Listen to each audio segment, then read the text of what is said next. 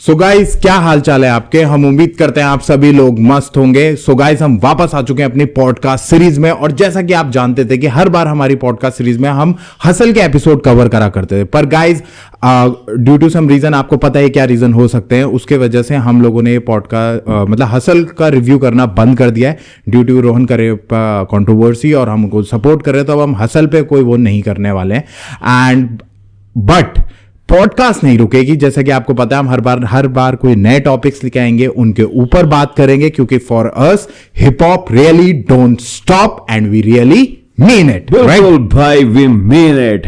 Hip hop really doesn't stop for us. Yes. और भाई, हम दर्शकों को यही समझाना चाहेंगे, जैसा कि भाई ने कहा, कि हमारी पॉडकास्ट की जो डोज है वो आपको हर हफ्ते मिलती रहेगी। Capsules So मिलती stay tuned, and we are Joel Brothers. Welcome to hip hop reactor radio.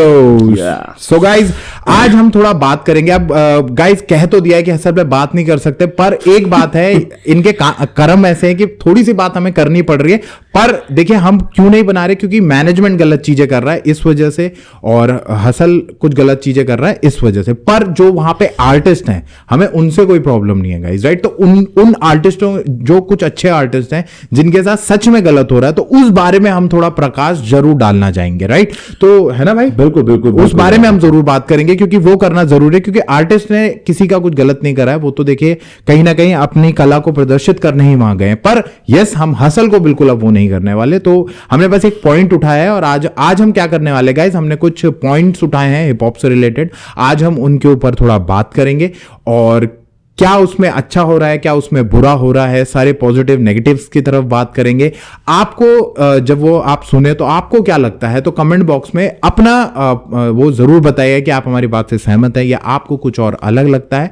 तो वो चीज के बारे में जरूर कमेंट बॉक्स में लिखिएगा, क्योंकि जब आप कमेंट करते हैं ना गाइस, तो हमें समझ में आता है कि हम जिस तरह की बातें कर रहे हैं वो आप तक पहुंच रही है नहीं पहुंच रही है। और दूसरा, हमें यह भी पता चलता है कि कितने लोग इस चीज को देख रहे हैं। तो प्लीज गाइस, ये हमारा एक नया वो है पॉडकास्ट की सीरीज, तो प्लीज इसको आप जरूर चेकआउट करें और जरूर देखें, राइट। तो गाइस, जो हम पहला मुद्दा इस बार लेके आए हैं, वो मुद्दा लेके आए हैं हम लिटिल भाटिया के बारे में। आप जानते हैं गाइस, लिटिल भाटिया इस सीजन के भाई काफी अच्छे कंटेस्टेंट है, और काफी ज्यादा अच्छा काम वो कर रहे हैं। पर कहीं ना कहीं उनको उस तरह के पोजीशनिंग, इनको रेडियो हिट पे अभी तक एक ही बार दिया गया है, और जबरदस्ती उनकी गलतियां निकाली जा रही हैं सराहने के बजाय। प्लस जो आर्टिस्ट गलती पे गलती कर रहे हैं, उन्हें जबरदस्ती खींचा जा रहा है। तो यार, मेरे हिसाब से लिटिल भाटिया का जो डेवलपमेंट था ना 7 वीक्स में एटलीस्ट, क्योंकि 8th वीक में तो उन्हें बाहर कर ही दिया, हाँ। 7th वीक तक उनका जो डेवलपमेंट था एज ए परफॉर्मर, वो काफी इंक्रीज हुआ था। Yes. आप उनका लेवल देखोगे, राइज हो रहा था, ऐसा नहीं था। Yes. क्योंकि उनकी जो लास्ट परफॉर्मेंस थी, आपकी अंगद वाली जो परफॉर्मेंस थी, that was a lit performance. मेरे हिसाब से जो अप्रिसिएशन उस परफॉर्मेंस के लिए उन्हें मिलना चाहिए था, वो भी उन्हें नहीं मिला। ठीक है, बाकी हर परफॉर्मेंस में उनकी कुछ ना कुछ मीन मेक निकाली जा रही थी, ये तो दिख रहा था। जबरदस्ती की गलतियां निकाली, मतलब अगर आप कुछ निकाल नहीं पा रहे हो तो कह रहे हो कि यार ये शब्द तो होता ही नहीं है, ये चीज तो होती ही नहीं है। आप ग्रामेटिकल जैसे नई चीजों पे बात कर रहे हैं, कोई मतलब नहीं है। और मेरे हिसाब से अगर आप देखोगे तो रफ्तार के भी कुछ बायसेस मुझे लग रहे थे उनके खिलाफ, लिल भाटिया। हाँ, क्योंकि मैनेजमेंट ने पूरा वो कर रखा है, हमारे जो फेवरेट्स हैं हम उन पे ही वो कर रखेंगे। और वाली जो उनकी थी, जो जिम्मी आजा वाली, तो उसमें कितना मतलब लो लेवल का जजमेंट सुनाया था। और रीजनिंग देखो ना, कितनी नूब रीजनिंग थी, समझ ही नहीं आया क्या, समझ में नहीं आया। तो भाई, लिरिक शीट आपके सामने पड़ी हुई है, और इसको हमने पहले भी डिस्कस किया था। तो यार, मेरे हिसाब से ही वॉज डूइंग गुड, और उनको ना आगे जाने का चांस मिल रहा था। क्योंकि जैसे फो जैसे आर्टिस्ट जो पहले हफ्ते से इतना फंबल ये वो, गला खराब, 100 चीजें प्रॉब्लम, ब्रेड प्रॉब्लम, उनको खींचा जा रहा है एपिसोड दर एपिसोड। मेरे हिसाब से फो दूसरे तीसरे हफ्ते में ही बाहर हो जानी थी, जबरदस्ती खींचा जा रहा था। और आप ये देखिए कि लिटिल भाटिया जिस दिन उन्होंने अच्छा परफॉर्म करा, जिस दिन वो कुछ कमी नहीं निकाल पाए, तो रफ्तार भाई साहब कह रहे हैं कि भैया आपने स्टेज इतना पवित्र कर दिया है, तो मैं वहां पे आके उसको वो नहीं करना चाहता हूं। अबे तो जूते उतार के आजा, क्या हो गया, उठा के वो करना ही नहीं चाहते, दिखा रहे हैं, बायस चल रहा है, फेवरेटिज्म चल रहा है, और वो सारी चीजें दिख रही हैं। और भाई और लिटिल भाटिया भी एक छोटा बच्चा है यार, 18-20 साल का बच्चा है, उसको थोड़ा सा पुश करो। जबरदस्ती कैन जट को आपने खींचा हुआ है, जितेश भारती को खींचा हुआ है, फो को खींचा हुआ है, जबरदस्ती आप खींच रहे हैं। और जो रियल टैलेंट है लिटिल भाटिया, जिसे कहीं ना कहीं निखारने की जरूरत है, उसको आप पूछ ही नहीं रहे हो जबरदस्ती। उसको भी अगर आप देखोगे तो पहले ही हफ्ते में आते ही उसका जो लुक था और जो उसकी वॉइस थी, उसकी मॉड्यूलेशन बहुत तगड़ा करता है वो बंदा। उसका कंपैरिजन आपने रफ्तार जैसे आर्टिस्ट से करना शुरू कर दिया, ठीक है। आपने पहले ही उसे पहले हफ्ते में इतना प्रेशर में डाल दिया था कि वो मतलब बिल्कुल कि एक वो होती है कि आप इतने बड़े आर्टिस्ट के साथ आपका कंपैरिजन करा जा रहा है। आप ये चीज मत करो ना यार। और ऐसा नहीं था यार भाई, उसके टॉपिक्स, उसके वेरिएशंस ना हर हफ्ते चेंज हो रहे थे, हर हफ्ते, बल्कि हर कोई अलग करने की कोशिश हर कोई आर्टिस्ट अच्छे से अच्छा आर्टिस्ट नए टॉपिक से 99 साइड ने अपने 7वें हफ्ते में टॉपिक बदला। और इवन लेकिन सिर्फ इकलौते वही एक आर्टिस्ट है लिटिल भाटिया जो हर बार कुछ नया ला रहे। हिंदी के कलिष्ठ शब्दों का प्रयोग, संस्कृत का प्रयोग, भगवान के बारे में, अपने सनातनी धर्म के बारे में, अपनी रीजनल लैंग्वेज के बारे में, अपने जिस एरिया से वो आते हैं वहां के कल्चर के बारे में, इतना डाइवर्स परफॉर्मेंस वो दे रहे थे। इस बारे में ऐसा नहीं है कि हम ही लोग बात कर रहे हैं या हम ही को ये चीजें दिख रही हैं। इस बारे में पैंथर ने भी लाइव आके कहा था और श्लोका ने भी एक स्टोरी डाली बिल्कुल थी, बिल्कुल, how MTV hustle has a bias against the north side and the from Uttar Pradesh and Bihar. हाँ, अभी जस्ट मुझे पता चला है कि भाटी और भाटिया आर एलिमिनेटेड। मुझे अभी डीएम्स में लोग रिप्लाई कर रहे हैं लास्ट स्टोरी का, एंड भाटी ने वो कर दिया, फंबल कर दिया, और Bhatia did well but still got eliminated. I don't know what happened on the stage and everything, but very sad to hear about that. आपको मैं बताता हूँ एक किस्सा यूपी बिहार के प्रति जो ये हेटरेड है इसका बताता हूँ, बिकॉज मेरे सीजन में हर बार का यही है। इस देसी हिप हॉप में ओवरऑल किलस्ती है लोगों की यूपी बिहार से। आई don't know what is the problem here.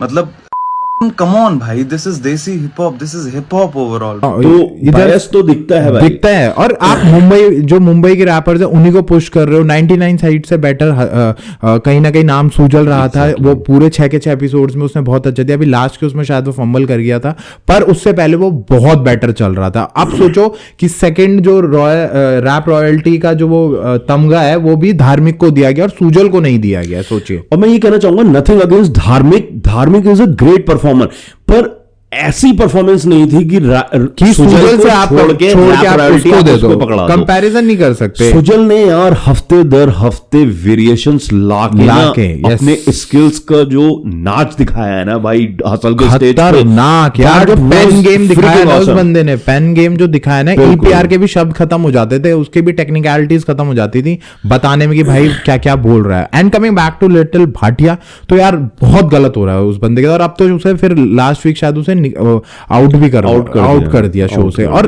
नमूने जो आर्टिस्ट हैं, मतलब नमूने ही बोलूंगा यार मैं, और क्या ही बोलूं, क्योंकि इतना बेसिक करा रहे हैं, इतना मतलब हर किसी को समझ में आ रहा है कि कितना बेसिक कर रहे हैं। अजितेश भाटी हो गया, चलिए अजितेश भाटी हो गया। अजितेश भाटी कैन के फंबल देख लो, गैंड जट तो पिछले 4 हफ्ते से फंबल कर रहे हैं, फिर भी उन्हें आगे बढ़ाया जा रहा है जबरदस्ती, ये बता के कि भाई तेरा गाना फटने वाला है। अरे यार ये चीज मत करो। You have created a hustle competition. And पता है फर्स्ट सीजन जितना बढ़िया वो करता था ना, फोर्थ सीजन उतना ही वर्स्ट और दकियानूसी सीजन है ये। इतना स्क्रिप्टेड कर दिया गया है। अरे तुम्हें जिनको जिताना है फिर उन्हीं को रखो ना, बाकियों को घर भेजो, बेचारे काम तो करेंगे। मैं ये कहना चाहूंगा ना भाई, थर्ड सीजन के हमारे बहुत सारे क्रिटिक्स थे। हम वो बादशाह की वजह से थे, बादशाह की वजह से थोड़ा बहुत क्रिटिसाइजेशन था हमारा थर्ड सीजन का। बट भाई third season was one of the finest seasons, ऐसा हम नहीं मतलब हम कह सकते हैं फोर्थ सीजन से तो बेटर ही है, बहुत बेटर ही है, बहुत बेटर। और ऊपर से कोई क्रिटिक करे तो तुम उस पर ठोक दो सारी चीजें, तो कोई मतलब नहीं है गाइस। तो इसलिए लिटिल भाटिया के लिए, लिटिल भाटिया के साथ हमारी सारी मतलब भावनाएं हैं, सब कुछ है, उस बंदे के साथ बहुत गलत करा गया गाइस। मेरे हिसाब से आपको क्या लगता है बताइए। More power to him. बाहर जाके वो ना अपना क्रिएटिव फटे और करे, एटलीस्ट इनके डेड ट्रैप से तो नहीं वो बस आगे निकले। बिल्कुल सही बात है। सो गाइस ये था एक टॉपिक। अब दूसरा हम बात करना चाहेंगे कि फीमेल रिप्रेजेंटेशन कैसा चल रहा है डीएच में। देख फीमेल रैपर्स कितनी है, किस तरह से आगे बढ़ रही हैं, और क्या क्या चीजें फीमेल रैपर्स कर रही हैं, कितने लोग हैं जो फीमेल रैपर्स हैं जो अब बहुत तगड़ा काम कर रही हैं डीएचएच में। तो उस बारे में हम थोड़ा अब बात करते हैं ना भाई। बिल्कुल उस बारे में बात करते हैं। तो गाइज भाई क्या रहता है यार, फीमेल्स तो बहुत अच्छा काम कर रही है मेरे हिसाब से। कहीं ना फीमेल रैपर्स बहुत हैं, पर कहीं ना ये चीजें जैसे हसल जैसे स्टेज में ना उड़ा दी गई हैं कि फीमेल रैपर्स निकल नहीं रही हैं। फीमेल रैपर्स बहुत है यार, हर स्टेट में, हर स्टेट में रैपर्स हैं। ये लोग बस उनको रिकॉग्नाइज नहीं करना चाह रहे हैं, और ये लोग ना एक वो कहीं ना कहीं ये नैरेटिव बनाया जा रहा है कि ये रोहन करियप्पा ने भी इवन कहा था कि फीमेल रैपर्स हैं बहुत पर ये नैरेटिव आपके हसल में बनाया जा रहा है कि फीमेल रैपर्स आ नहीं पा रही हैं, उन्हें बहुत ज्यादा वो है प्रॉब्लम्स, क्योंकि as a female, as a man dominated culture it is, females के लिए प्रॉब्लम है। पर इसका मतलब ये नहीं आप ये नैरेटिव मत बनाओ कि आ नहीं रही हैं। There are very good female MCs जो बहुत हसल कर रही हैं भाई। बिल्कुल आप यूट्यूब में गए, कुछ नहीं, खुद ही सर्च कर लो कि बेस्ट फीमेल रैपर्स और female rappers in the scene right now in DH, तो आपको खुद ही इतने सारी रैपर्स मिल जाएंगी, राइट। और इतना बढ़िया काम कर रहे हैं हर स्टेट में, पर पता नहीं क्यों इस तरह से वो करा जा रहा है।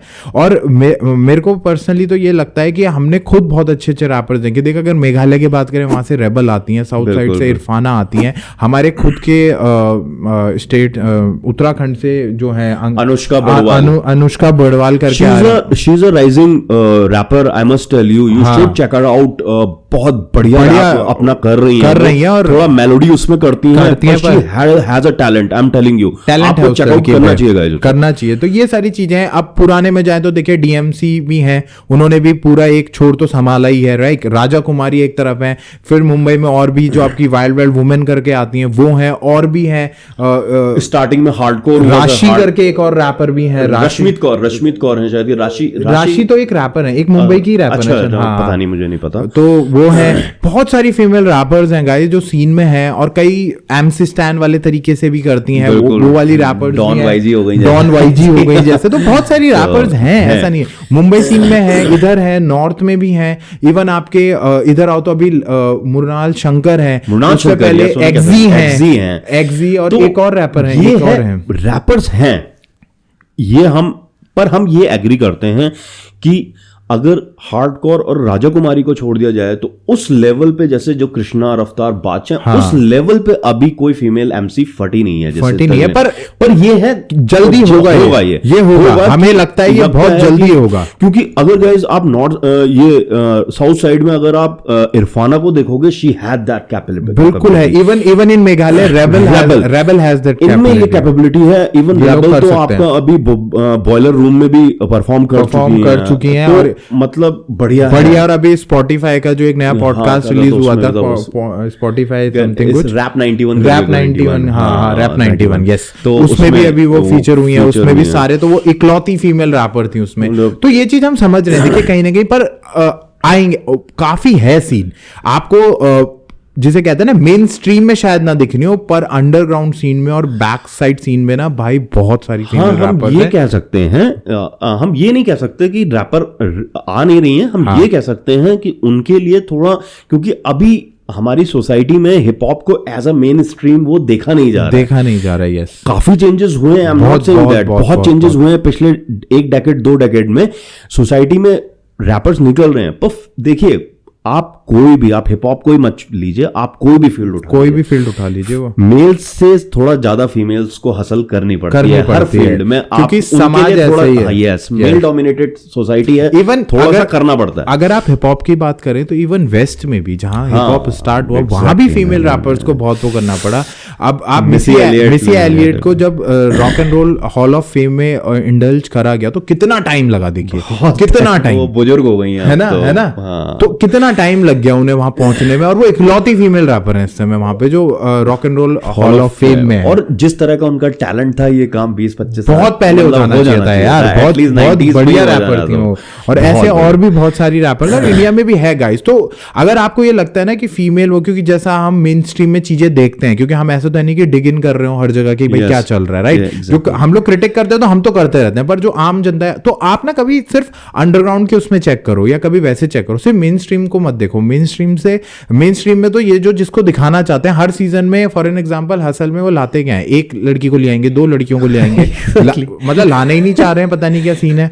और थोड़ा मैं डीएमसी के बारे में बात करना चाहूंगा। बिल्कुल। आप अगर इनमें आए तो देखिए, डीएमसी एक बहुत पुरानी रैपर हैं और उन्होंने सीन के लिए बहुत अच्छा करा है और उन्होंने बहुत सारी चीज़ें दी हैं सीन को और उन्होंने फाइट भी करा है। वो फीमेल रैपर्स के लिए बहुत वॉइस भी उठाती हैं, बहुत चीज़ें वो करती हैं, बहुत अच्छी बात है और बहुत समय से वो अब उनका हसल चल रहा है, राइट भाई? पर डीएमसी यार, अगर आप हसल में देखो, हम जो टॉपिक उठा रहे हैं कि डीएमसी एज अ स्क्वाड जज, अगर आप देखेंगे उन्हें, उनके जो पेयर्स हैं आपके ईपीआर, रागा, डीनो, अगर आप उनकी डिस्कोग्राफी, उनका काम देखो और आप डीएमसी का काम देखोगे ना, आपको ना जमीन आसमान का अंतर महसूस होगा। डीएमसी के पास अभी तक उन्होंने कुछ ऐसे ट्रैक्स या ऐसे बार्ड्स या ऐसा कुछ नहीं किया है कि वहां पर ना वो थोड़ा आउट ऑफ द प्लेस नजर आती हैं। कि जस्ट रिप्रेजेंटेशन के लिए एक वुमेन आर्टिस्ट को लाना है, इसलिए आपने डीएमसी को बैठाया है, वो थोड़ा मुझे आउट ऑफ द प्लेस लगता है। आउट ऑफ प्लेस भी है, पर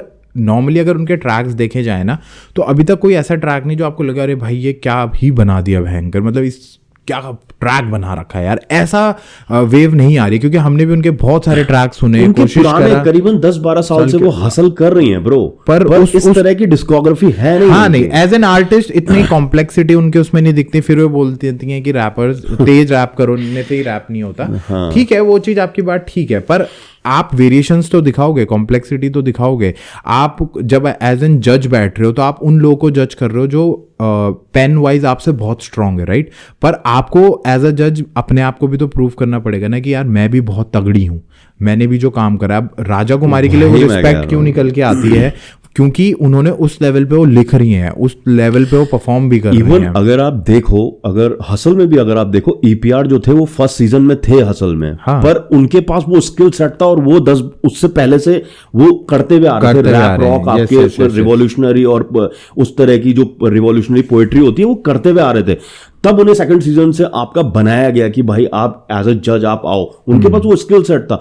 डीएमसी का थोड़ा सा ये चीज थोड़ा सा है कि उनको ना अपना इंप्रूव करना चाहिए, उनको थोड़ा सा ना उनको किसी को प्रूव नहीं करना है। हम ये नहीं कह रहे प्रूव करना है, पर एज इन जब हम उनको सुनते हैं तो कहीं ना कहीं यार वो ना मजा वैसा नहीं आ पा रहा है। बेसिक सुनने के लिए हम उनको नहीं सुन रहे हैं, क्योंकि जिस लेवल पे जिस टाइम उन्होंने वो दे चुकी हैं सीन को, और जिस लेवल पे आज जिस ओहदे पे वो आज बैठ चुकी हैं, ओहदा इन द सेंस मैं कोई जजिंग के लिए नहीं कह रहा हूँ, ओहदा मतलब जितना समय वो, अगर फीमेल्स में अगर आप उठाओगे कि पुरानी फीमेल रैपर, तो उनका नाम भी एड ऑन होगा लिस्ट में, तो उस लिस्ट तक आप आ चुके हो अब, तो आपका काम भी तो उस लेवल का दिखना चाहिए, तभी आप एग्जाम्पल बनोगे ना कई लड़कियों के लिए। अब आप देखो ना, आप 12 साल से हसल कर रहे हो, स्ट्रीट में आप सबको जानते हो, और हिप हॉप सीन में आपकी मतलब वो जान पहचान है, आप इसको भी जानते हो, उसको भी जानते हो, सब आपकी जान पहचान के जो भी होते हैं सब दिखते हैं। पर एट द एंड आप जब उनके ट्रैक सुनते हो, अभी रिसेंट ट्रैक ही सुन लो आप उनका, जो खाता हूं जाता हूं, वो वाला जो ट्रैक है उनका, अभी जो मैं सब कुछ कर सकता हूं, सब कर सकता हूं, समथिंग कितनी मौकरी हो रही है उस ट्रैक की। हाँ, बहुत बेसिक ट्रैक है, बहुत बेसिक ट्रैक था वो। और तो डीएमसी जैसे आर्टिस्ट से ना इस तरह की हम मेजरली ये कहना चाहते हैं, हम चाहते हैं कि उनकी थोड़ी डिस्कोग्राफी और स्ट्रांग हो, उनकी चीजें और कॉम्प्लेक्स, और उनको उस तरीके से देखा जाए कि जैसे डिवाइन को देखा जाता है मेल उसमें, कि भाई वो बंदा जब लेके आया सीन को, अंडरग्राउंड के सीन को थोड़ा कमर्शियल लाने की उन्होंने कोशिश करी, तो वो इम्पैक्ट लेके आए। वही चीज डीएमसी भी कर सकती है फीमेल रैपर्स के लिए, और क्यों ही फीमेल के लिए, किसी के लिए भी, मेल हो फीमेल हो, सबके लिए वो एक एग्जांपल सेट कर सकती है, थोड़ा सा एक इंपॉर्टेंट अगर स्ट्रॉन्ग पिलर बना। आप देखो ना, राजा कुमारी भी मतलब काफी टाइम से कर रही है। राजा कुमारी ने जो इम्पैक्ट छोड़ा है भाई, आप उनके स्किल सेट देख लो, आप उनके ट्रैक्स देख लो पिछले, आपको देख के लगता है कि राजा कुमारी जो यहाँ बैठी हैं या इस स्टैचर पर पहुंची हैं, उनके पीछे उस तरीके का काम है। बिल्कुल बिल्कुल भाई, ये है, ये चीज है, और तभी बस इसीलिए हमें लगा कि हमें इस मुद्दे पे थोड़ी बात करनी चाहिए, तो आज हम ये टॉपिक इसलिए हमने पिक करा था। आप बताइएगा गाइस, आपको क्या लगता है अबाउट डीएमसी की, जितना टाइम, समय और जिस लेवल पे आ जाए, उन्हें हमें तो नहीं लगता प्रूव करना है, पर उनको थोड़ा इंप्रूव जरूर करना है, कि वो थोड़ा अपनी चीजों को और रिफाइन कर दें, थोड़ा कॉम्प्लेक्स करके लेके आए, कि जब हम उनको सुने तो लगे भाई क्या परफॉर्म कर रहे हैं, क्या मतलब क्या बार्स लिखे हैं, ये वाली फीलिंग आपको लगती है तो प्लीज हमें कमेंट सेक्शन में बताइएगा, राइट? तो भाई चलिए डीएमसी का यहाँ पर टॉपिक थोड़ा सा डाउन करते हैं और फिर आते हैं हम अपने नए टॉपिक पे, इंडिपेंडेंट वर्सेस साइंड आर्टिस्ट। तो भाई जैसे इंडिपेंडेंट की तो मैं अगर हिप हॉप इंडस्ट्री पे बात करूं तो इंडिपेंडेंट, तो जो इंडिपेंडेंट आर्टिस्ट का जो परचम लहराया है वो एमी पे बनता ही नहीं लहराया है। इंडिपेंडेंट कुछ हद तक वो हैं भी भाई, हैं, उन्होंने मानते हैं कि कि भाई उन्होंने जो किया अपने दम पे किसी लेबल के साथ जुड़ के नहीं किया, जुड़ के नहीं पर करा। आज हम चलिए इस बारे में तो बात नहीं करेंगे, पर हम मेन जो टॉपिक है कि डिफरेंस क्या आ जाता है जब आप लेबल आर्टिस्ट के साथ, कोई आर्टिस्ट लेबल के साथ जुड़ता है और एक जब तक वो इंडिपेंडेंट होता है हाँ तब तक उसके मतलब क्या बेनिफिट्स क्या है और ड्रॉबैक्स एंड कॉन्स पे बात हम कर सकते हैं। बिल्कुल बिल्कुल होता ही है। देखिए अब देखिए कहीं ना कहीं जब आर्टिस्ट इंडिपेंडेंट रहता है तो वो ना बहुत फ्री रहता है, उसको जो बनाना होगा वो बनाएगा, जैसा बनाना होगा वैसा बनाएगा, और किसी तरह की ना रिस्ट्रिक्शन नहीं रहती। हाँ थोड़ा सा प्रॉब्लम रहता है कि फाइनेंशियल फिर सारा उसी को उठाना पड़ता है, राइट, फाइनेंशियल बैक सब कुछ उसको देनी पड़ेगी हर एक चीज को, पर फ्रीडम बहुत अच्छी रहती है। पर अगर उसके अपोजिट जाए, अगर आप एक लेबल से जुड़े हैं तो लेबल की क्या डिमांड है और फिर आर्टिस्ट की इमेज कैसी है, मतलब कितना फेमस आर्टिस्ट है, राइट। अगर बहुत तगड़ा आर्टिस्ट है, बहुत नाम है, पाइनियर ऑफ द सीन है और ओजीज में काउंट होता है, तो उसको तो तब भी सुनेंगे। पर एक नया आर्टिस्ट अगर लेबल में आ रहा है तो फिर ये लोग अपने इनपुट भी देते हैं कि नहीं आप इस तरह का ट्रैक बनाओ, आप इस तरह की चीजें लाओ, आप ये तरह से बोलो। और यार मुझे लगता है ना लेबल्स के पास ना वो मशीनरी होती है कि आप जब एक लेबल के साथ जुड़ते हो ना, जब एक आर्टिस्ट लेबल के साथ जुड़ता है तो उसे लॉन्च पैड मिलता है, बिल्कुल मिलता है, बिल्कुल मिलता और है। देखो आपके साथ सिर्फ आप एज ए आर्टिस्ट आपका काम फिर सीधे गाना बनाना या वही नहीं होता, आपका सोशल मीडिया हैंडल एक तरफ होता है, आपका प्रमोशन पीआर टीम एक अलग टीम मिलती है, फिर आपकी एक अलग टीम होती है जो स्पॉटिफाई पे आपको और यूट्यूब पे आपको वो ट्रेंड करवाएगी, प्रॉपर्ली ट्रेंड करेगी। चीजें जो पूरी मशीनरी आपके पीछे लगी हुई होती है ना, तभी आप कभी स्पॉटिफाई पे या यूट्यूब म्यूजिक पे आप कभी देखिएगा जो नॉन लेबल्ड आर्टिस्ट होते हैं, आपको ना उनके टैग, उनके बैनर्स नहीं मिलेंगे आपको। जो लेबल के थ्रू कलमकार, आजादी रिकॉर्ड्स या जो टी सीरीज हैं, इनके आप देखोगे तो इनके ना, इनके जो आर्टिस्ट होते हैं आपको फ्रंट पेज पे सबसे पहले वही ट्रेंड होते हुए दिखाई देंगे। और आप देखोगे अगर उनका कोई गाना नहीं आ रहा है तब भी वो ट्रेंड पे चलते रहते हैं, वो ट्रेंड में घूमते रहते हैं, कुछ ना कुछ होता रहेगा उनके साथ। जैसे इसका ना एक बहुत अगर हम नॉर्थ ईस्ट से बात करें तो DHH करके लेबल है, वो रिम्बू को उन्होंने वो करा हुआ है, तो रिम्बू के आप देखेंगे पूरी एल्बम भी आ गई, उससे पहले उनके कई ट्रैक्स भी निकल के आए, तो ये चीज का उनको बेनिफिट मिल रहा है, वहां से निकल के आ रहे हैं। और बड़े लेवल पे भी आप देखोगे तो कहीं ना कहीं जैसे डेफ जैम करके है, राइट, उसमें आपके जो हनुमान काइंड आप देखते हो तो वो उसी के आर्टिस्ट हैं, और भी बहुत अच्छे अच्छे आर्टिस्ट हैं और उनका पूरा वो चीज संभाला जाता है। और आप देखिए हनुमान काइंड आज बिल्कुल कहां पहुंच गए। आप इन कंपैरिजन टू जब आप लेबल का तो अभी हमने बात करी, जब आप लेबल के साथ नहीं होते तो सब चीजें जैसा भाई ने भी कहा अभी खुद ही हैंडल करनी पड़ती है, और आप बहुत सारी चीजों में आप सोचते हो यार अभी नया आर्टिस्ट जो है स्किल सेट अच्छे हैं, सब कुछ अच्छा है, ट्रैक भी चल निकल गया, स्टूडियो हायर करना पड़ता है, अपना स्टूडियो नहीं होता है, फिर आप हायर करके ट्रैक बनाते हो, मिक्स मास्टर करते हो, फिर अब देखेगा कैसे आदमी तो प्रोडक्ट को लॉन्च वीडियो, फिर उसका, और कई बार आप अपना ट्रैक निकाल देते हो, सब निकाल देते हो, वो साला ट्रेंड ही नहीं कर रहा होता है स्पॉटिफाई पे। और इस बारे में कभी आप तूने देखा होगा एक बहुत तगड़ी इंस्टाग्राम पे वो आई थी, एक बहुत अच्छे रैपर है उत्तराखंड के, मॉब डी करके, बहुत रैंट किया था इस चीज के लिए उन्होंने कि भाई मैं किसी लेबल के साथ नहीं हूं तो मेरा जो म्यूजिक ढूंढने पे भी नहीं मिलता है, स्पॉटिफाई पे। मॉब डी ने मतलब बहुत गालियां दी थी स्पॉटिफाई को, लिटरली गालियां दी थी उन्होंने कि क्योंकि सही बात है यार कि इंडिपेंडेंट है तो कोई वही नहीं कर रहा। और होता भी है, जैसे आप किसी लेबल के साथ जुड़े रहते हैं ना, तो आपने ये चीज भी नोटिस करी होगी कि आपका प्रोडक्ट लॉन्च बाद में होता है, उससे पहले उसका प्रमोशन इतना तगड़ा हो रखा होता है, हाइप जो क्रिएट कर दी जाती है वो इतनी तगड़ी कर दी जाती है जिसकी कोई हद नहीं है। अब आप फॉर एग्जाम्पल रफ्तार को देख लीजिए, रफ्तार ने खुद अपनी एक पॉडकास्ट में कहा था कि भाई मैं पूरे साल में, मैं 2 साल 3 साल में एक एल्बम निकालता हूँ, ट्रैक मेरे बहुत कम निकलते हैं, पर मैं पूरे साल ट्रेंड में रहता हूँ। अगर आप मेरे बारे में रील बनाते हो तो आपकी रील ट्रेंडिंग पे जाएगी क्योंकि मैं ट्रेंडिंग पे, और उसके वजह से वो वाइस एंड वर्सा खेल है। यस यस यस, मतलब बात यह है कि लेबल आपके लिए ये सब चीजें करते हैं। तो ये प्रोज हैं लेबल के ब्रो, पर लेबल के कॉन्स भी बहुत सारे हैं, बहुत तगड़े हैं। मतलब रिस्ट्रिक्शंस होंगी आपके पास, अपनी मर्जी से आप चीजें नहीं कर सकते, आपको आपके कॉन्ट्रैक्ट साइन होंगे सारे जो शायद उस समय आपको रेलिवेंट लगे, लेकिन कुछ टाइम बाद वो रेलिवेंस खत्म हो जाए विद टाइम। हो सकता है कि आप में बहुत स्किल सेट है, आप में बहुत दम है, आपने अच्छे ट्रैक्स भी निकाले, पर आपके मैनेजमेंट को आप में वो चीज नहीं दिख रही है, और जो ट्रेंड चल रहा है वो उसी तरह के ट्रैक्स आपको बनाने के लिए कह रहे हैं। आपका मैनेजमेंट आपकी तरफ उस तरीके से, तो इंडिया में अगर आप कलमकार देख लो, आजादी रिकॉर्ड देख लो, उनका टूटने का कारण यही होता है। अब देखो कलमकार से भी जितने आर्टिस्ट थे बाहर निकल गए, जब बंटाई रिकॉर्ड से भी जितने आर्टिस्ट थे वो निकले हैं बाहर, अलग अलग चले गए हैं। तो बहुत मुश्किल, एक शायद गली गैंग ही है जिसमें सारे आर्टिस्ट हैं, क्योंकि वहां शायद फ्रीडम मिला हुआ है। गली गैंग से अभी कंचन करण ने बाहर आ गए। कंचन करण अभी न्यूज आई थी, करण कंचन बाहर आए, पर उन्होंने ऐसा कोई रीजन नहीं दिया है कि मैं क्यों, मतलब उन्होंने ये कहा कि मैं थोड़ा सा अलग काम करने की कोशिश कर रहा हूँ हिप हॉप से, इसलिए मैं गली थोड़ा सा वहां से रेस्ट ले रहा हूँ, तो मैं बाहर आ रहा हूँ अभी। तो ये पर ऐसे मतलब ना, क्योंकि अगर आप मृणाल शंकर ले लो, बाकी आर्टिस्ट ले लो, बहुत सारे आर्टिस्ट हैं तुम्हारे कलमकार के खासकर जो बहुत डिसहार्टेंड होके गए वहां से। तो सार्थक बिजलवाण जैसे यहाँ से वो भी कलमकार में थे पहले। तो वही होता है, क्योंकि जब आप किसी लेबल से जुड़ते हो ना, तो लेबल की अपनी कुछ एक रिक्वायरमेंट, कोई सोच, एक उससे स्टार्ट होता है, और आर्टिस्ट की अपनी सोच है, आर्टिस्ट का अपना अप्रोच है, तो वो दोनों का मिलना बहुत जरूरी होता है। अगर वो नहीं मिलता है तो फिर ये इस तरह के कॉन्फ्लिक्ट्स होते हैं। और देखिए एक और बहुत इंपॉर्टेंट चीज है कि जब आप इंडिपेंडेंट काम करते हो ना, तो जितना इंपॉर्टेंट गाना बनाना और अच्छा गाना बनाना है, उतना ही इंपॉर्टेंट उसकी मार्केटिंग करना भी बहुत जरूरी होता है। आजकल के जमाने में तो है उतना ही। तो बस यहीं पे वो लेबल थोड़ा बेनिफिट दे जाते हैं, अदरवाइज सोलो करने में या तो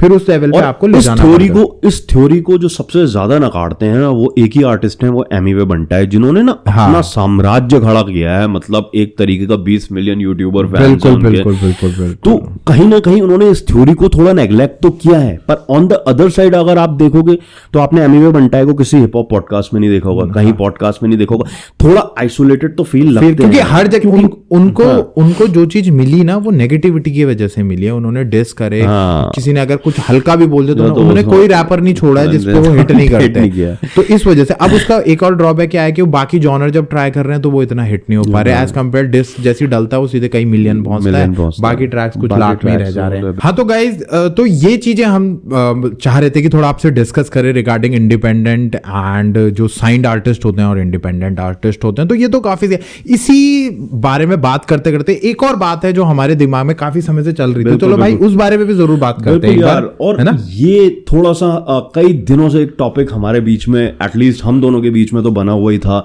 कि मेलोडीज को गाने के रूप में आप हिप हॉप में यूज कर रहे हो और उसे हिप हॉप बोल रहे हो। Melodies in rap are there, yes, melody rap उसी को कहते हैं। We totally acknowledged melodies in rap, but आप ये मत पॉप सॉन्ग गा के कुछ हिप हॉप बीट्स डाल के उसे आप अगर हिप हॉप या रैप कहोगे तो ब्रो ये हमसे तो हम तो कभी एक्नॉलेज नहीं करेंगे। नहीं, बिल्कुल नहीं करेंगे। और आप ये सोचिए ना, मेलोडीज जो आती हैं वो कहीं ना कहीं पॉप, R&B, रेगे, इस तरह के जो जॉनर्स है वहां से आती है, राइट। आप उसको उठाते हो और इधर से आप हिप हॉप से उठाते हो, तो हिप हॉप में क्या आता है, हिप हॉप में वर्ड्स आते हैं, राइट। तो इनको आप जब ब्लेंड करते हो तो आप क्या करते हो, जैसे एमिनेम सबसे बढ़िया मेलोडी रैप के एग्जांपल उनके, रियाना के साथ मॉन्स्टर करा उन्होंने, तो वो हुक गा रही है as a melody and then Eminem अपने वर्ड्स गा रहे हैं, राइट। तो that is a melody rap. बिल्कुल, आई टोटली एग्री। और आप अगर इधर बात करो DHH में, अब DHH में हम मानते हैं, बिल्कुल मानते हैं कि मेलोडीज का हमारे इंडियन उसमें बहुत ज्यादा इंपैक्ट है,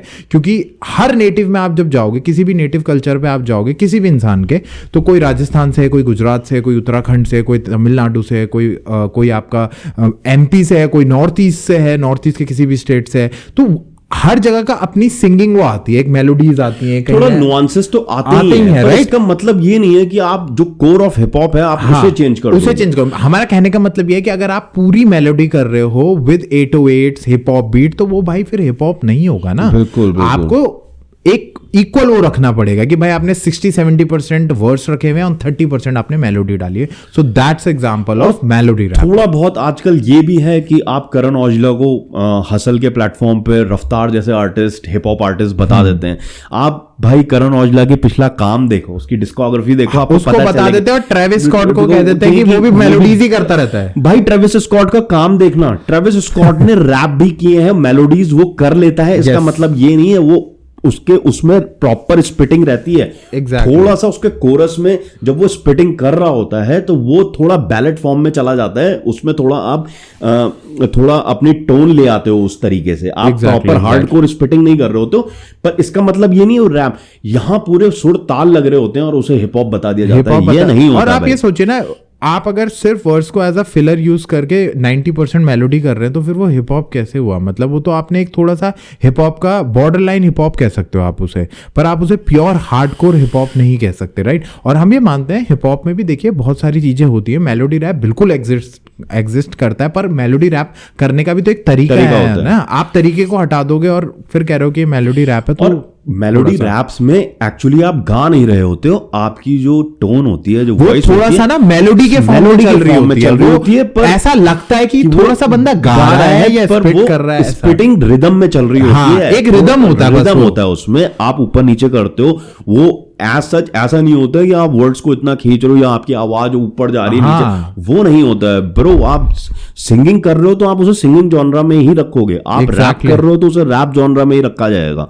एग्जैक्टली। तो मेरी सबसे बड़ी प्रॉब्लम ही यही है कि डीएचएच की जो जनता है ना, वो जब करण औजला और सिद्धू मूसेवाला को हिप हॉप आर्टिस्ट बोलती है ना, हिप हॉप आर्टिस्ट का मतलब ये नहीं है कि आप सिद्धू मूसेवाला को, मैं ये नहीं कह रहा हूं कि वो रिवॉल्यूशनरी नहीं लिखते थे, उन्होंने लिखा बहुत रिवॉल्यूशनरी, वो लिखते बहुत अच्छे थे, पर वो गाते ही तो थे, वो पूरा स्पिट नहीं करते थे। अगर वो उनके उसमें पूरा 100% मेलोडी रहता था, उनके उसमें हार्डकोर वर्ड्स नहीं रहता था। अगर वो मेलोडी और हार्डकोर वर्ड्स को मिक्स करते तब वो मेलोडी रैप में आता है। और भाई बिल्कुल जिस तरीके से पंजाबी में गाया जाता है, जो पंजाबी अगर फोक सॉन्ग, क्योंकि उनकी ना बोली में और उनकी जो टोनालिटी थी वो थोड़ा फोक पंजाबी से मिलती exactly. तो आप फिर जो उनके जो ओजीज हैं, जो तुम्हारे मानस हैं और जो ये सब, इनको सुनते हुए देख लोगे, आप कहोगे ये भी हिप हॉप आर्टिस्ट हैं, वो तो बिल्कुल उसी तरीके से करते हैं। exactly.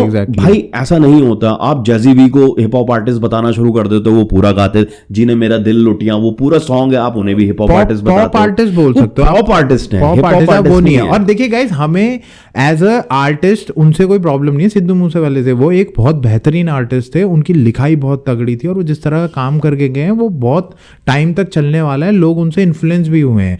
पर आप थोड़ा सा कैटेगरी को तो कैटेगराइज करना तो थोड़ा जरूरी होता है ना, कि आप इसको समझें वो चीज। अब लोग हमसे भी बहस कर रहे हैं इस बारे में और फिर हमसे पूछ रहे कि तुम कितना टाइम से, अबे भाई हमारी 20-22 आधी जिंदगी निकल गई है हिप हॉप सुनते हुए। दो चीजें बहुत बड़ा फैक्टर रही हैं, क्योंकि जब तक सिद्धू मूसेवाला जिंदा थे ना, तब तक उन्हें किसी ने हिप हॉप आर्टिस्ट बोला नहीं। एक तो वो रिवॉल्यूशनरी लिखते थे, पर भाई रिवॉल्यूशनरी तो मैथिली शरण गुप्त भी बहुत लिखते थे। बिल्कुल। तो भारतेंदु हरिश्चंद्र, मैथिली शरण गुप्त, बिल्कुल, इनको हम हिप हॉप आर्टिस्ट या हिप हॉप लिरिसिस्ट थोड़ा कह देंगे, थोड़ा ना कहेंगे। तो भाई वो लिखते रिवॉल्यूशनरी हैं, पर जब वो गाना शुरू करते थे ना ब्रो, वो तो पंजाबी फोक में चला जाता था या पंजाबी सिंगिंग ही हो रही होती थी। यस, तो हमारा कहने का मतलब ये है। और हमें कोई आर्टिस्ट से प्रॉब्लम नहीं है भाई, हम एक सब आर्टिस्ट से प्यार है और सब आर्टिस्ट अच्छा कर रहे हैं, पर जो आर्टिस्ट जिस जॉनर का है उसको कृपया उसी जॉनर में रहने दीजिए, उसको जबरदस्ती इधर मत कीजिए। और इसमें ना अब जो बच्चे डीएचएच सुन के बड़े हुए हैं वो क्या जानेंगे हिप हॉप क्या भाई? पहले एक बार जहां से हिप हॉप निकला है वहां तो जाके सुनो, ओल्ड स्कूल तो सुनो, कैसे इवॉल्व होते गए। आप जब सुनेंगे तब आपको समझ में आएगा और तभी आप डिफरेंशिएट कर पाओगे। और भाई जिनका जीवन स्टार्ट ही हनी सिंह बादशाह से हुआ है, और अगर आप थोड़ा रिसर्च भी करेंगे ना तो आरएनबी और ये जो है ना, ये भी आपके हिप हॉप में नहीं करके देखो ना, आप खुद लिखो व्हाट इज मेलोडी रैप, और मेलोडी रैप करने के लिए क्या क्राइटेरिया है, आप वो तो करो एक बार सर्च। आप जब पूरा गाने लगते हो ना तो वो बॉर्डर लाइन हिप हॉप भी नहीं माना जाता, वो बॉर्डर लाइन रैप में भी नहीं आता है ब्रो। और वो बॉर्डर लाइन भी भाई पता है क्यों कहा जाता है? क्योंकि वो 808s का इस्तेमाल है, बीट्स का इस्तेमाल, हिप हॉप बीट्स का इस्तेमाल है, हिप हॉप की कुछ चीजें हैं जिनको यूज करा गया है, that's why it is called as border line hip hop. तभी, और आरएनबी भी ना, आरएनबी भी अलग जॉनर है, बिल्कुल अलग जॉनर है, हिप हॉप में रैप का पार्ट नहीं है। आरएनबी में क्योंकि it comes from the black culture, तो उसमें हिप हॉप बीट्स का यूज किया जाता है, पर वो भी रैप आप उसे नहीं कहोगे। नहीं, and same with reggae also. Reggae भी एक तरह से, वो भी एक अलग जॉनर है, उधर से आता है। यस, वो भी। पर क्या करा गया है कि मेलोडीज जब से इंट्रोड्यूस हुई ना, तो फिर in the form of melodies इनको ब्लेंड करा गया हिप हॉप के साथ। दो जॉनर्स को ब्लेंड करा जाता है, कई बार रेगे को हिप हॉप के साथ ब्लेंड करते हैं, कभी आपके आरएनबी को रेगे के साथ ब्लेंड करते हैं, कभी और किसी को, तो ये ब्लेंडिंग होती है। पर अगर आप पूरा ही एक कर दोगे कि रेगे कर रहे हो और उसी को मेलोडी में आपने पूरे ट्रैक में कर दिया, तो फिर वो हिप हॉप नहीं बनेगा, क्योंकि हिप हॉप का जो एलिमेंट है, जो वर्सेस हैं, वो तो रखे ही नहीं गए ना। ये बात हम कह रहे हैं, हम ये नहीं कह रहे हैं कि मेलोडी रैप हिप हॉप नहीं है भाई, है, पर उसका एक क्राइटेरिया है, उसको तो देखो, उसको देखो। उसके बाद फिर ऐसे ऐसे कमेंट करते हो आप कि तुमने कब से सुन रहे हो, क्या कर रहे हो। हमें ऐसे ऐसे इंस्टाग्राम पे और यूट्यूब पे कमेंट आते हैं कि तुम कब से सुन रहे हो। ब्रो हम उस जनरेशन से सुन रहे हैं ना जब इंडिया में हिप हॉप हुआ नहीं करता था, हनी सिंह भी नहीं हुआ करते थे, ठीक है। हमने उस जनरेशन से हम वो जनरेशन से आते हैं जहां टूपैक, बिगी, इन लोगों को सुन के हम लोग टूपाक और जी-इज़ी, बिगी हो गए, तुम्हारे जितने ओजीज हैं ना जो जिन्होंने असली हिप हॉप शुरू किया, उनको सुन के बड़े हुए हैं यार। तो ये इंडी हिप हॉप, तो इंडियन हिप हॉप जो देसी हिप हॉप जिसे हम कहते हैं, एटलीस्ट भाई तो काफी पहले से सुन रहा है। मैंने 2016 से ही सुनना शुरू किया है। मैं उससे पहले इंग्लिश हिप हॉप ही सुना करता था, वो मेरा प्रोमिनेंट जॉनरा हुआ करता था हिप हॉप में। तो मैं ये बोल रहा हूं ना कि तुम जब गाने सुनते हैं ना, अब एग्जाम्पल ले लो, एमिवे जैसे आर्टिस्ट पूरे के पूरे सुर लगा रहे हैं आपके मेरा ना हुआ जैसे ट्रैक में, तो वो गाना है गाइस। अब आप लोग बोलोगे वो भी मेलोडी ट्रैक है, वो मेलोडी नहीं है भाई, उसने खुद सॉन्ग तक लिखा हुआ है उस गाने पे। आप अगर जाके चेक करो। और गाइस देखिए, हम ना कोई ये नहीं बोलते कि हमें सब कुछ पता, हम ये नहीं बोलते। हम कंपेयर इसलिए कर पाते हैं क्योंकि हमने पुराना म्यूजिक भी सुना है और हम वहां से सुनते हुए आ रहे हैं जहां से ये ओरिजिनेट हुआ है।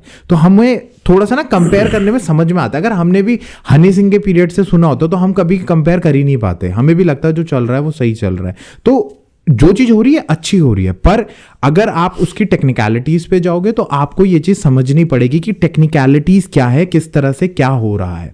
और इस चीज का इम्पैक्ट जो DHH पे पड़ रहा है वो इस तरह पड़ रहा है कि बहुत सारे जो नए बच्चे निकल के आ रहे हैं उन्हें लग रहा है कि गाना भी हिप हॉप का पार्ट है, पीछे बीट्स डाल दो, 808s हाई-हैट्स के साथ, और यही एक रॉन्ग इम्पैक्ट हो रहा है कि मेलोडी रैप जिस तरह करा जाता है उस चीज को नहीं समझ रहे हैं लोग। इवन आप मेलोडी रैप तो बहुत बाद की स्टेजेस में आप करो यार, पहले एटलीस्ट बेसिक बार्स तो स्पिट करना सीखो। आप अगर शुरुआत से ही आप मेलोडीज गाना शुरू कर दोगे तो फिर आप सिंगिंग कर लो, क्लासिकल में चले जाओ यार। बिल्कुल बिल्कुल। तो ये चीज को आप समझिए, ये चीज समझना बहुत ही थिन लाइन है, इसको समझना बहुत जरूरी है। और वही थिन लाइन आपकी ना मेलोडीज में भी, आप अभी हमने बेला का एक ट्रैक सुना, यस, रश आवर।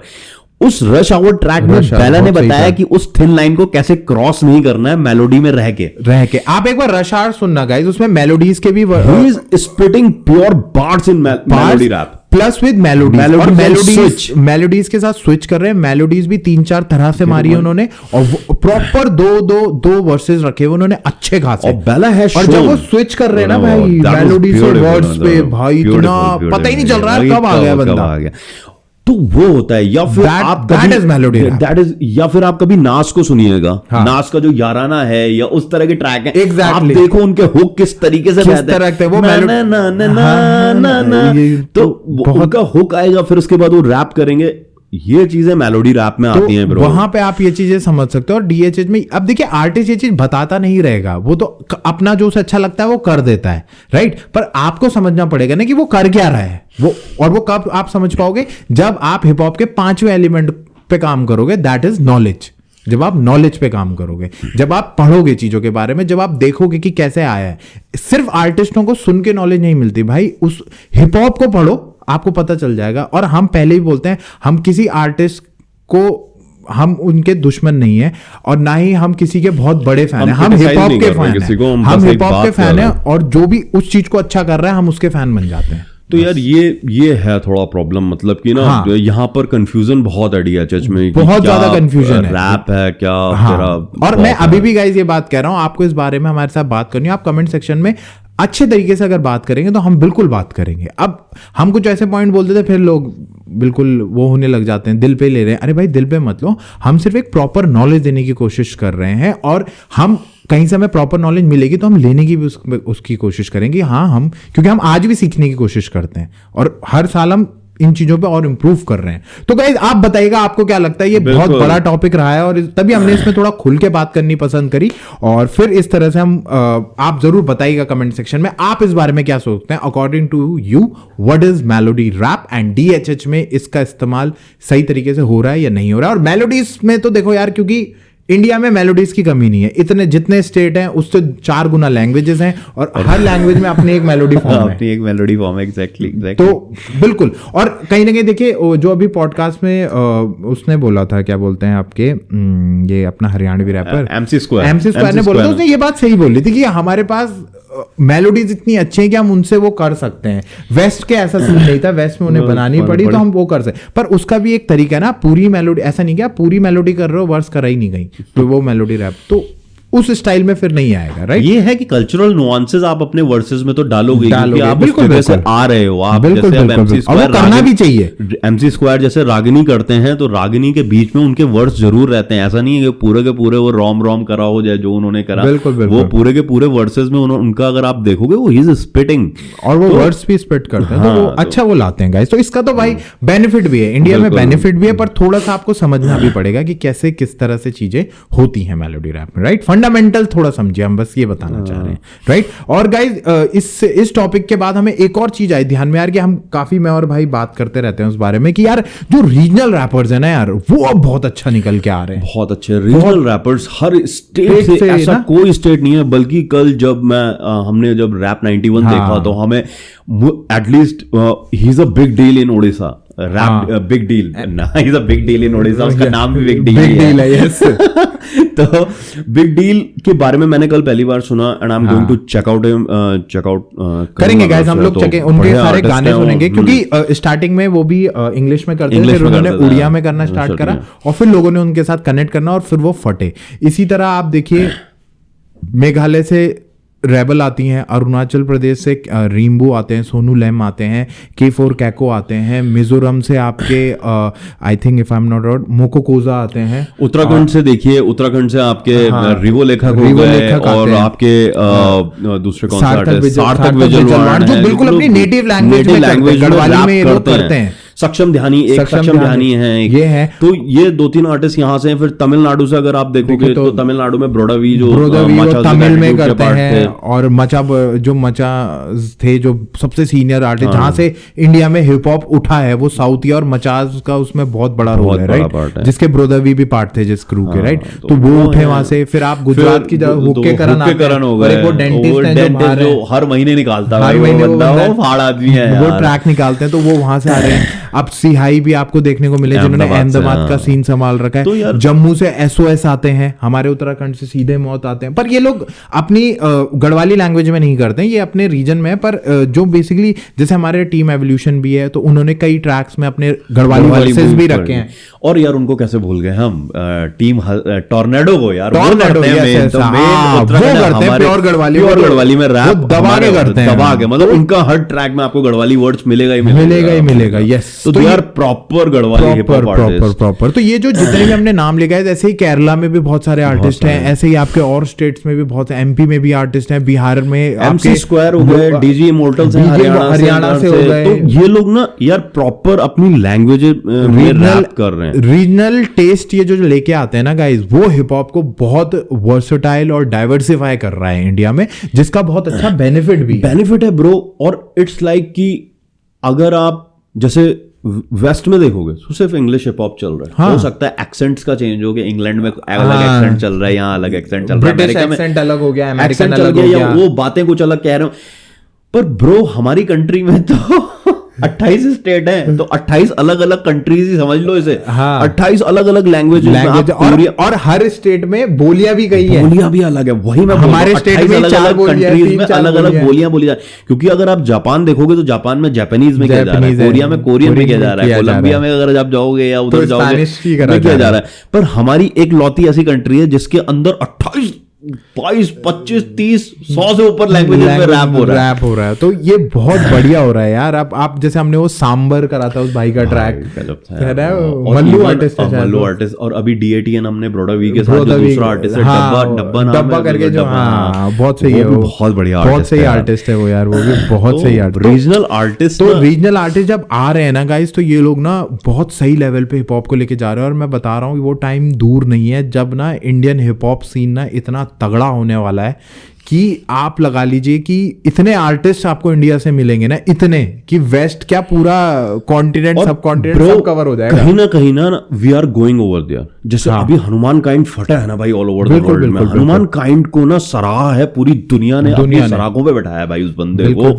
और वो भाई डिजर्व करता है। उसका जो ट्रैक था वो भाई वो गजब बिल्कुल था, डिजर्व करता है और गजब धीरे था। धीरे पहुंच रहे हैं। अब आर्टिस्ट देखिए जैसे कहीं ना कहीं पंजाबी सिंगर्स पहुंच चुके हैं, अब धीरे धीरे रैपर्स भी पहुंचेंगे Rappers और अभी- अपनी लैंग्वेज में गाएंगे, बिल्कुल। देखना अंग्रेजों के सामने। और भाई सीधे मौत देख लो आप जाके, हाँ। चलो हनुमान काइंड का तो यूनिवर्सल इंग्लिश ट्रैक था इसलिए Track वो था। फट गया। अभी आप सीधे मौत को देखो, वो फायर इन द Booth में चार्ली स्लॉथ का। चार्ली स्लॉथ के पास, तो वहां उन्होंने क्या हिंदी में freestyle रैप मारा किया, है। फ्री स्टाइल था। You should check out that, बहुत बढ़िया freestyle काम था करा वो। यार, मजा। तो मतलब- कहीं ना कहीं गाइस अब जो ये रीजनल सीधे मौत तो चलिए हिंदी में ही करा, हमारी नेशनल लैंग्वेज है, पर हमने ये चीज इससे यूज करी क्योंकि उन्होंने कहीं इंडिया को रिप्रेजेंट करा है वहां पे, हाँ, राइट। ये। पर अगर हम रीजनल की बात करें लैंग्वेजेस की, तो भाई बहुत अच्छे रैपर्स आ रहे हैं और इसका impact Indian hip hop scene के लिए बहुत तगड़ा आ रहा है। बहुत क्योंकि तगड़ा। हम खुद यार कई लैंग्वेजेस हमें समझ में ही नहीं आती, पर इतना पर मजा, enjoy वो करते सांबर हुए वाला भी ट्रैक कितना मजा सांबर, इवन डीएटीएन अभी जो आया क्या ट्रैक था वो, मजा क्या आ गया बीट्स थी क्या उसकी। बीट थी। और तो- इवन और यही नहीं, इवन हम आप- जब उनको सुनते हैं स्टोनी साइको हो गए, डोपाडेलिक्स, आप तो देखो ना, तमिल आप में किस करते तरीके हैं से वो लोग किस भी, तरीके से मराठी में nuances भी आते करते हैं। हैं। जब आप तमिल और साउथ के साइड हाँ। सुनते हो तो उनके पीछे अलग वो एक अलग तरीके के जो वो आते हैं, सही बात है। इंस्ट्रूमेंट जो साउथ इंडियन इंस्ट्रूमेंट्स होते हैं, बिल्कुल, कार्नेटिक इंस्ट्रूमेंट, Yes. वो बजते हुए दिखाई देंगे। मराठी में आप चले जाओ, मराठी side में तो guys- ढोल ताशे और इन चीजों का इन चीजों आपको का आता है। इस्तेमाल बहुत तो- सारे हैं। मेरा तो खुद एक बहुत प्यारा दोस्त है मेरा, उसका नाम नील स्वैग है, shout out to Neel Yeah, swag. shout out, man. तो भाई वो मराठी में रैप करता है, हिंदी में रैप करता है, इंग्लिश में। अब मैं उसे सुनता हूँ भाई, मेरे को तो इतना बढ़िया करता है वो बंदा भी। तो इस तरह के रीजनल रैपर्स हैं गाइस जो अपने, और मुंबई में तो आपको पता है मेन स्ट्रीम कितना सीन है, पर कितना अपनी मराठी लैंग्वेज को भी इतना अच्छा पिक कर रहे हैं। बिल्कुल। तो भाई बहुत बढ़िया। तो और इस तरह से ना मिला के hip hop मिला को लेके के, जा और रहे हैं ऊपर। हर स्टेट के इंस्ट्रूमेंट, हर स्टेट का कुछ नुआंसेस हैं, वो आपको उनके जब हिप हॉप में देखने को मिलते हैं ना, तो आपको लगता है यार हिप हॉप कहां से कहां जा रहा है, क्या ब्लेंड किया है इंस्ट्रूमेंट को या उसको। बहुत बढ़िया। तो ये नुआंसेस बड़े अच्छे लगते हैं, regional अच्छे hip लगते हैं hop गाइस, में। और मजा आता है, जिसे कहते हैं ना कि सुनने में बिल्कुल। मजा आ रहा है। और ये चीज ना कहीं ओवरऑल इंडियन हिप हॉप को ना आप ज्यादा आगे नहीं, बढ़ा रही है। विद इन 10 साल आप देखोगे कि ये चीज ना बहुत ऊपर चली गई है। बिल्कुल। मतलब डिमांड हो जाएगी पूरे वर्ल्ड में इंडियन रैपर्स की, कि मंगाए जाएंगे भाई यहाँ से, वही वहाँ है से। कि नेक्स्ट डेकेड में India is going to be the hot spot for the hip hop, बिल्कुल बिल्कुल बिल्कुल हिप हॉप ट्रेंड्स, हर चीज में। बिल्कुल बिल्कुल ये चीज Yeah. बहुत तगड़ी होने वाली है गाइस, और ये बहुत अच्छा हो रहा है। मजा आता है यार सब जगह का सुन के ना, जो मजा आता है ना, इतना नयापन लेके आते हैं ना गाइस, बहुत बढ़िया। ये तो थे रीजनल हमारे आर्टिस्ट, इनके बारे में हमने थोड़ा डिस्कशन किया कि how regional hip hop is, मतलब कैसे रीजनल हिप हॉप बढ़ रहा है। तो अब थोड़ा सा हम पीछे जाएंगे टाइम में और थोड़ा सा हम नॉस्टैल्जिया में DHH जाएंगे, के DHH legend की बात जरूर legend करेंगे। की बात करेंगे, और वो है बोहेमिया पाजी। बोहेमिया, और yes. थोड़ा सा हम टॉपिक हमारा ये रहेगा कि हम इस बारे में बात करना चाहेंगे कि बोहेमिया का इम्पैक्ट, जो उनका प्रिंट है ना Yes. देसी हिप हॉप में, वो किस लेवल तक Level इम्पैक्ट तक। कर रहा है नई जनरेशन नहीं, और गाइज आपको पता है वो टर्म देसी हिप हॉप दिया ही उन्होंने, तो बिल्कुल। उन्होंने ही दिया है ये टर्म, और उनका इम्पैक्ट ना बहुत बड़ा है। क्योंकि मुझे याद है जब मैं स्कूल में था तो वो गाना उनका रिलीज हुआ था कि काली देनाली करके जो उनका ट्रैक था वो बहुत हिट हुआ था। फिर एक तेरा प्यार, वो तो पूरी मतलब हमने जो रैपर एक तरह से DHH में या उसमें सुना ना, तो बोहेमिया पाजी का बहुत बड़ा था। और ब्रोदवी को मैंने थोड़ा बहुत सुना था, पर इतना नहीं सुना था। पर हाँ, कहीं ना कहीं वो बोहेमिया पाजी का जो मैं अगर impact है, कहूं तो बोहेमिया को मैंने सबसे पहले, मैंने बोहेमिया को सुना नहीं था। बोहेमिया का मैंने इंटरव्यू देखा था, वो डीडी मेट्रो पे आता था उस हाँ, टाइम पे। तो उसमें वो बताते हैं कि यार मैंने पंजाबी, कैनेडियन तो है ही वो, तो उनका इंटरव्यू हो रहा था, तो उसमें वो बता रहे थे कि कनाडा में भाई मैंने अभी पंजाबी सीख गया, मैं रैप करता हूँ प्रॉपर।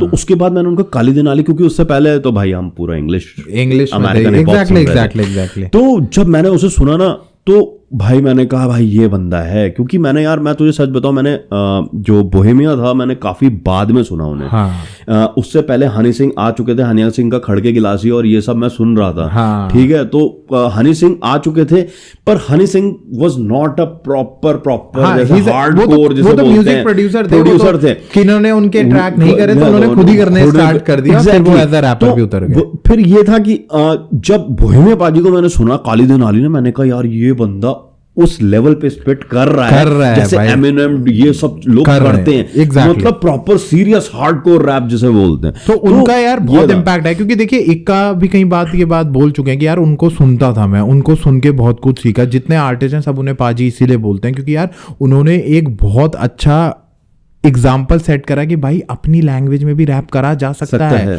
बहुत बड़ा एग्जाम्पल सेट करा। वो पाकिस्तानी पंजाब साइड से आते थे, पंजाबी उनकी टोन थी तो उन्होंने पंजाबी में करना स्टार्ट, और इस वजह से ना पूरे सब कॉन्टिनेंट में एक बहुत अच्छा इंपैक्ट आया कि नहीं यार अपने लैंग्वेज में भी करा जा सकता है। और इक्का ही नहीं ब्रो, मतलब ना आप मैक्सिमम टू मैक्सिमम जो अभी के आर्टिस्ट है ना, आप उनसे पूछोगे ब्रो तो वो अपनी पॉडकास्ट में ज्यादातर यही बोलते हैं, यार मैं बादशाह को सुन के बड़ा हुआ, मैं हनी सिंह को सुन के बड़ा हुआ। इवन जो सीरियस हार्डकोर रैपर्स है नहीं तो उनकी उम्र भी तो अभी बोहेमिया ही बोलते हैं, वही तो वो बोहेमिया को ही बोलते हैं कि यार मैं बोहेमिया को सुनता था, क्योंकि जिनके नाम आप ले रहे हो वो बोहेमिया पाजी के नाम लेते हैं कि भाई हमने बोहेमिया पाजी को सुना भाई लिटरली। ये चीजें थी। और ऐसा है कि बोहेमिया ने ना सीरियस हार्डकोर रैप क्या होता है ना वो डीएचएच की जनता को बताया उस टाइम पे।